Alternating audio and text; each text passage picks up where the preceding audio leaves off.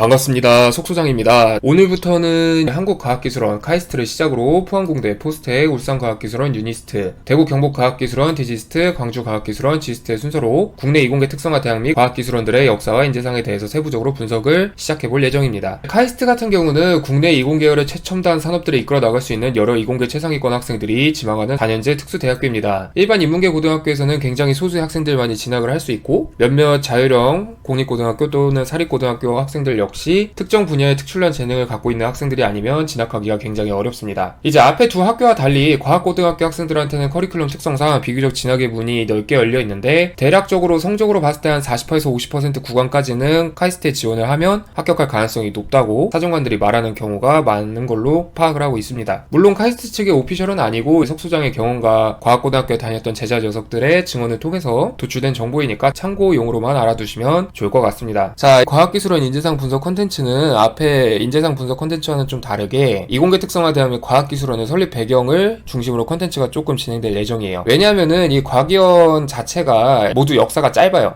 5개 이공계 특성화 대학 및 과학기술원 모두 역사가 짧고 다른 4년제 종합대학교에 비하면 축적된 학풍이라고 할 만한 것이 따로 없는 상황입니다. 역사가 너무 짧다 보니까. 그러다 보니까 이제 대학 측에서 양성하고자 하는 인재상이 딱히 정해져 있지 않은 상황. 물론 대학 측에서 어떤 인재를 원하고 앞으로 어떤 인재를 양성해 나가고자 한다는 이상적인 청사진은 그려져 있지만 거기에 대해서 실질적으로 어떤 역량들이 요구가 되고 있는지는 대학교 측에서 약간 갈팡질팡하고 있는 상황이에요. 왜냐? 역사가 짧기 때문에. 그렇기 때문에 다른 4년제 종합대학처럼 이미 구현된 인재상을 따라갈 수 있는 학생들보다는 먼 훗날 후배들이 따라올 수 있는 인재상을 구축하고자 하는 건설적인 성향의 학생들을 원하고 있음 정도로 요약을 할 수가 있습니다. 그렇기 때문에 카이스트, 포스텍, 디지스트, 유니스트, 지스트 이 5개 학교들에 대해서는 역사를 바탕으로 이 과학기술원들이 어떤 인재를 원하고 있는지를 제가 말씀을 드릴 거예요. 이 5개 과학기술원 학생부 종합전형을 준비하는 학생들은 이 점을 꼭 명심을 해두셔야 됩니다. 카이스트 같은 경우는 우선은 과학인재 양성과 국가정책을 통해 추진되는 과학기술 연구수행을 위해 1971년에 설립된 국립특수대학교입니다. 카이스트의 경우 국가에서 설립한 특수대학교인 만큼 국가과학기술 개발에 도움이 될 수 있는 인재들을 양성하기 위해서 설립이 되었는데 실제로도 이 카이스트의 설립 배경이 된 한국과학기술원법 제1조에는 고급 과학기술 인재 양성, 국가정책으로 추진하는 중장기 연구 개발, 국가과학기술 저력 배양을 위한 기초응용 연구 수행, 각 분야 연구기관 및 산업계와 연계한 연구 지원과 같이 정확한 설립 목적이 명시가 되어 있습니다. 특히 카이스트 자기소개서를 준비하는 학생들한테는 국가과학인재 양성이라는 카이스트의 기본 설립 목적 역시 하나의 자기소개서 컨셉으로 활용할 수 있는 중요한 개념이니까 이를 잘 참고하셔야 됩니다. 자, 카이스트의 수시 정시 시스템은 한국과학기술원법에 근거가 되어 있기 때문에 일반적인 수시 정시와는 조금 달라요. 이공계열 최상위권 학생들은 많이 알고 있을 정보이지만 카이스트는 교육부 산하가 아니라 과학기술정보통신부의 산하 고등교육기관으로서 운영이 되고 있습니다. 그렇기 때문에 교육부에서 지정한 고등교육법이 아니라 과학기술정보통신부에서 지정한 한국과학기술원법을 따르고 있어요. 그래서 카이스트는 수시 및 정시 원서 접수, 수시 역회 플러스 정시 3회 카드 제한에 포함이 되지 않습니다. 애초에 수시 6회에도 포함이 되지 않고 정시도 가, 나, 다군 3군에 포함이 되지 않는 군의 모집으로 학생들을 모집을 하고 있습니다. 그렇기 때문에 수시 6회 지원과는 별도로 추가적인 지원이 가능하기도 하고요. 카이스트뿐만이 아니라 유니스트, 디지스트, 지스트 등 모두 다 고등교육법이 아니라 과학기술정보통신부 산하의 과학기술원법을 따르고 있기 때문에 수시 정시 상관없이 지원할 수 있다는 점을 명심해 두셔야 됩니다. 그래서 기존의 대학들의 경우에는 수시에서 하나의 대학이라도 합격한 이상 정시 전형 지원이 아예 불가능하지만 카이스트의 경우에는 한국과학기술원법에 의해 설립된 대학교로서 수시에서 이미 하나의 대학에 합격했다 하더라도 정시 모집에 지원이 가능합니다. 다만 카이스트의 경우에는 국어, 수학, 가형, 영어, 과학탐구 대신 2과목이 하나는 꼭 섞여야 돼요. 동일 과목으로 원투 과목은 불가능하고 지정이 되어 있기 때문에 서울대학교 직윤 수능 최저학력 기준을 맞추기 위해서 공부를 하다가 뜬금없이 수능이 대박이 난 이공계열 최상위권 학생들이 카이스트 정시 전형에 지원하는 경우가 많습니다. 카이스트의 역사는 이제 별도의 역사관 홈페이지까지 만들어질 정도로 굉장히 복잡해요. 그래서 최대한 요약을 해드릴 거예요. 어떤 역사를 거쳐서 지금의 학풍을 조성하게 되었고 지금 같은 학생들을 선발을 하게 되었는지의 핵심이니까 여러분들은 집중해서 잘 들어주시기 바랍니다.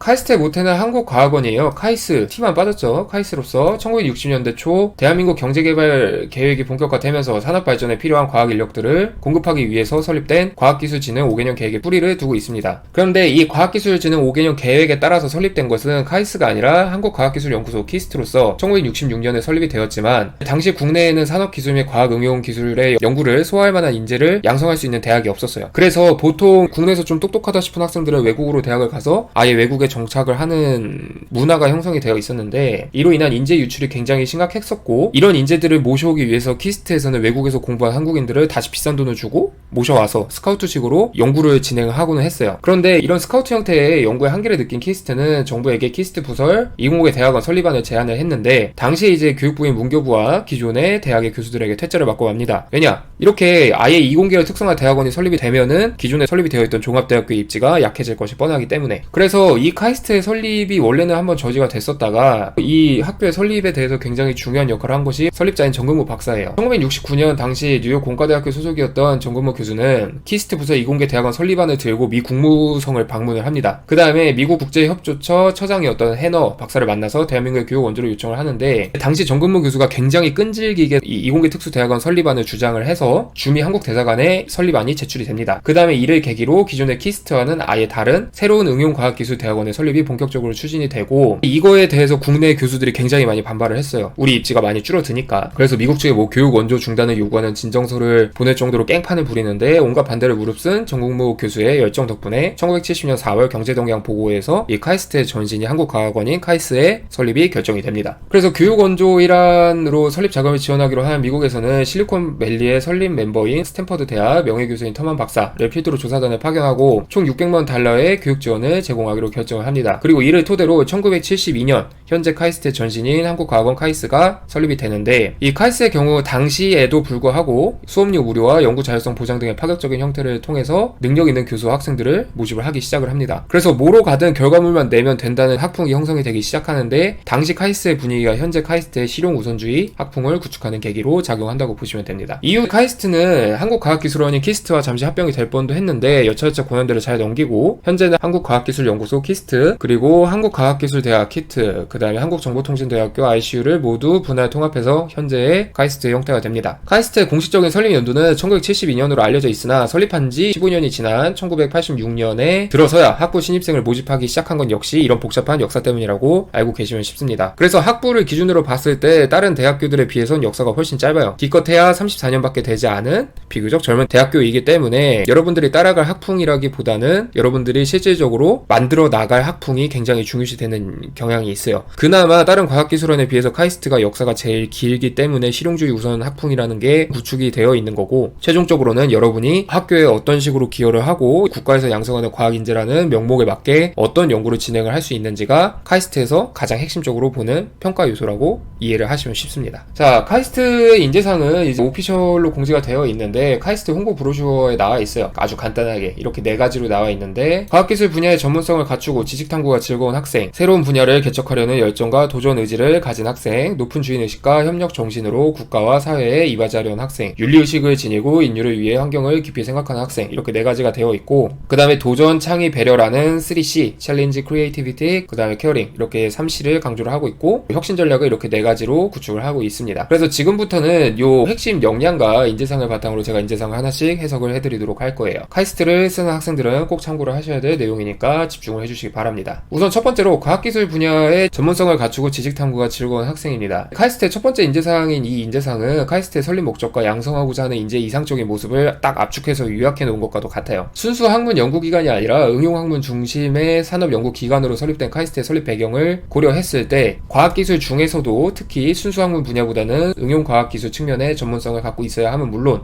능동적으로 지식을 탐구하고 성장해 나갈 수 있는 자기주도성을 요구하고 있다는 점을 알 수가 있습니다. 다만 고등학생의 입장에서 에너지공학이나 신소재공학이나 응용학문 중심의 산업연구는 직접 참여를 할 수가 없기 때문에 여러분의 입장에서는 이 응용학문 중심의 산업연구에 필요한 기초학문 소양과 더불어서 여러분 본인이 갖고 있는 학문 소양에 대한 발전 가능성을 토대로 4차 산업과 바이오테크놀로지, 나노테크놀로지, 그리고 IT 등 여러 첨단 산업들에 대한 탐구 의지를 자기소개서에 요구를 해야 본 인재상을 만족시킬 수 있다는 의미이기도 해요. 그래서 국내 이공계열 최상위권 대학으로서 대한민국의 과학 및 산업의 역사를 직접적으로 써내려 간다는 카이스트의 포부와 목적을 실현할 수 있는지 확인하고자 하는 카이스트의 의지가 잘 포함되어 있는 인재상이라고 해석할 수도 있습니다. 추가적으로 카이스트의 경우에는 2019년 기준으로 특허 출원 및 등록 실적이 933건으로 국내 이공계의 특성화 대학 및 과학기술원은 물론 서울대, 연대, 고대까지 포함한 4년제 종합대학 중에서도 가장 높은 수준을 기록한 대학교예요. 그렇기 때문에 여러분이 단순히 막연하게 공부를 열심히 했다고 어필을 해서 카이스트에 붙을 수 있는 게 아니라 카이스트 출신 학생으로서 지식탐구의 즐거움을